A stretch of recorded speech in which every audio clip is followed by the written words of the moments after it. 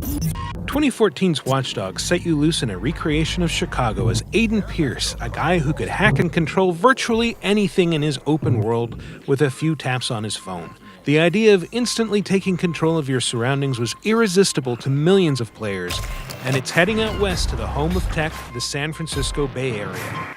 But before we go there, we're visiting Ubisoft Montreal, the development home of Watch Dogs 2.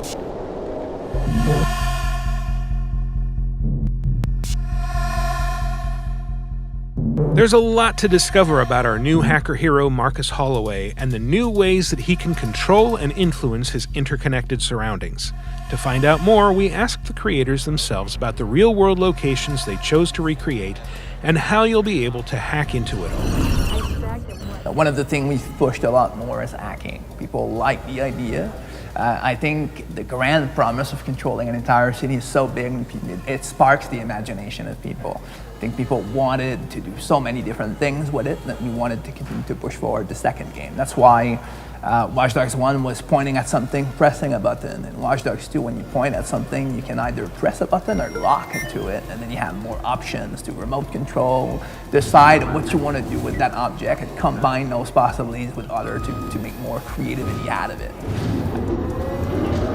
When we started looking at the feedback for Watch Dogs 1, it was clear that driving was polarizing. Some people liked it, some people didn't like it. We wanted everybody to be able to have fun while driving, to drive where they wanted to drive without hitting walls all the time, be in control of their vehicles, but keep up the fact that every vehicle should feel different, every type of vehicle should feel different, and you should have depth and mastery in driving as you would in any other of the game mechanics. Can you hack other cars while you're driving? Yes, for sure. So right now, while you're driving, you can hack. You can even deploy your drones and hack into and remotely connect through your drones to have different point of view. You can shoot, which is something a lot of gamers ask. They said, you know what, that's the way I want to play. You know, I have a gun. Why can't I shoot while I'm in a car? Okay, so now you can. Watch Dogs 2 focuses on Marcus, a young hacker with a huge axe to grind with the system, thanks to being framed for a crime he didn't commit. And as he takes on the system of control that now dominates the game's Bay Area, he'll get a lot of help from a lot of friends. Marcus Holloway, and you're going to hear this a lot, he's a gifted hacker. He's somebody who's very self-made. He's actually a really brilliant, sort of charismatic figure. And I think it's actually that latter part that I love about the character, is that he's the kind of person that people will rally around. You start off small, right? Marcus Holloway just joined into DedSec, and DedSec needs to fight this war against Bloom, which represents all the companies in the Silicon Valley, as well as the Bay Area for San Francisco. And they quickly realize that they need to have a certain amount of horsepower to pull off what they need to do. So when they go on that journey, it's all about like spreading the word, right? Like showing truths about certain companies, certain technologies. What's great about that is it makes it possible for us to explore a lot of different stories. So it's not just a revenge story or something like that. It's more like, okay, what about like the social media regarding the next election? Can I dig into that and then show how social media can impact our choices, a bit like what's going on in real life right now with the election in the United States? Or in the complete opposite, end up talking about the evolution of AI and stuff like that with our company called like Titus. And then every time you do something and expose that truth to people, you get followers, which makes you the ability to level up. We started realizing, okay, well, you know, we also want to talk about hackers as a community. We wanted to address them as being people that work together. The aspect of DedSec, of the community that we have, comes about through that they have to work together in order to accomplish things, and it cannot just be done alone. It's definitely not a linear narrative, but there are some key beats in the story we want you to hit. So there's, I guess, operations you can just find in the world and do in any order. And then there's operations that will lead you to that key moment. And then because they're narrative continuity, you know, you need to hit that to have different operations. But mainly we unlock a lot in parallel, and you decide, you know, the order you want to do them. We're going away from some of those elements that we had, like hacking a tower will give you something and all that. That'll be more world exploration, and our narrative will be in an app called DedSec app, which is basically all the stories you find are unlocked and you can do them in any order. So the game structure is going to change, I mean, dramatically from Watch Dogs 1 to Watch Dogs 2. Everything you do kind of gives you followers in the world. So we didn't want to say, do these things in this order in order to get the amount of followers you need to tackle the problem. Instead, we're saying everything gives you followers. And if you want to do puzzles on the sides, you can do. If you do online, like cooperation with other players, you can do as well. If you don't want to do a certain main narrative story operation, you can completely dodge it and still finish what you have to do for the game. We here at UbiBlog live and work in the Bay Area, so seeing San Francisco, Silicon Valley, Oakland, and Marin County transformed into a dynamic open-world sandbox is something of a dream come true. But what can we do in Watch Dogs 2's version, and how does it measure up against the real thing? So we have, I think it's something like 150 things that we wanted to make sure we had, like key landmarks. I'm not going to run you through all of them, but it's not just Court Tower and Sutra Tower and the Golden Gate. And the reality is, I think even people who live in the Bay are going to discover things in the game that are actually reflection of things that exist in the real Bay Area. Obviously, it's a great city for driving because of the iconic hills and slopes for sure, but then also because the kind of roads you have in Oakland, San Francisco, Marin County is very different. One thing that was noticeable in one of our scouting trips was the amount of construction. And with construction, we had a lot of cranes, and that kind of triggered, I guess, a need for us to use that as a gameplay tool. And especially being a hacker, well, you can hack it. So it went well into our philosophy of remote control ingredients. So our current design for fast traveling is you can fast travel to any of your HQ or any of the shops around the city. And since we have a lot of shops, it means we basically allow you to fast travel very easily around the world. As intrigued as we are by its story and setting, the most immediately striking thing about Watch Dogs 2 is how different its action looks from the first game. Key to this is Marcus's fluid, context-sensitive parkour, but it turns out that's just the start of what's ahead. Definitely the parkour is more an evolution of what Aiden had in the first game. It's not about making him climb everywhere all the time. I think it's more an ideal.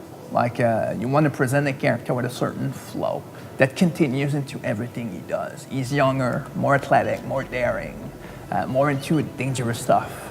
So I think when he moves, it's worthwhile to see that flow in a natural way. But then when it continues into the hacking, you want to continue to feel that flow, right? You don't want to point into something, press a button, you point, and you control it. And then you can continue having ideas. So even if you cross another player, you continue with him, and it's more about this flow to make sure everything rolls naturally. Yeah, the Thunderbolt is a really cool weapon.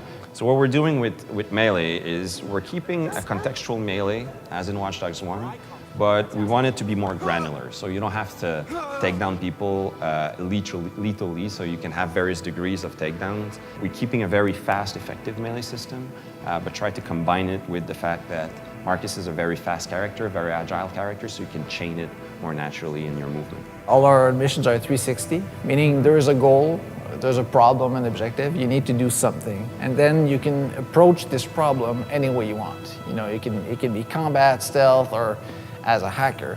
There's two things that in design that we really wanted to push with hacking. First one was being more analog, which means making sure each element could be controlled in different ways.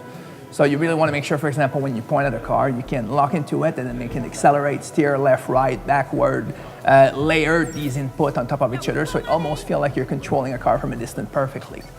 So you can do that with every car around you.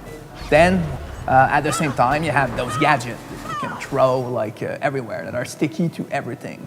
One of them is more destructive, the other is more stealth taser-like, so you can play the way you want. So players start having a what-if moment, right? Wait a minute, I can hack every car, I can stick stuff into everything. Can I throw a bomb into the front of a car? Can I turn that bomb into a proximity trigger and then accelerate the car from a distance to then throw a movable bomb into 6 persons in a row? The answer to that is yes. Can I throw my flying drone into the air and then stick a bomb to that and then see what happens with that? Does it work? Yes. Can you lose the flying drone? Yes, but you can recraft it on the fly. Crafting an object is just like it's a cooldown where the character can recraft it after a certain amount of time. So we don't want to create that feeling where, oh my God, my precious flying drone, I don't want to take risks with it. It's quite the other way around. Go, try something out.